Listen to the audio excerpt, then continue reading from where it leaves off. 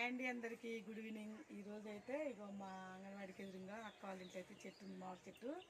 చూడండి ఎట్లుంది, దగ్గరికి ఇగో చేతికి అందుతాయి కాయలు. అయితే ఫుల్ కాసింది చెట్టు. ఇంకా కోతులు చేయబట్టికి చాలా కాయలు పోయినాయి, ఇంకా చాలా ఉన్నాయి కాయలు. చూడండి గుత్తులు గుత్తులే ఉన్నాయి. ఇక్కడ చూడండి ఎట్లున్నాయి కాయలు. కింద ఉన్న మండకు కూడా చాలా కాయలు కాసినాయి.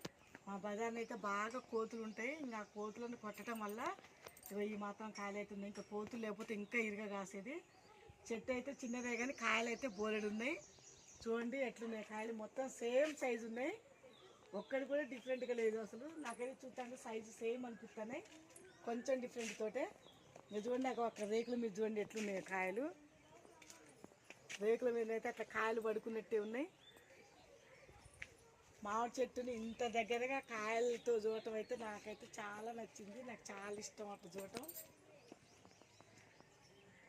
ఇవైతే పచ్చడి పెట్టుకోవచ్చు. పండు పండిన తర్వాత తీయగుంటే, పచ్చిగా ఉన్నప్పుడైతే పుల్లగుంటాయి.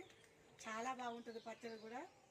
ఈ అక్కవాళ్ళు అయితే ఎప్పుడు వాళ్ళ 3 కుటుంబాల జరిపోగా కూడా ఎక్స్ట్రా కూడా అయితే కాయలు అయితే. బాయ్ అండి. మా మామిడి చెట్టు నచ్చితే కామెంట్ చేయండి, లైక్ చేయండి, షేర్ చేయండి, మా ఛానల్ సబ్స్క్రైబ్ చేయండి.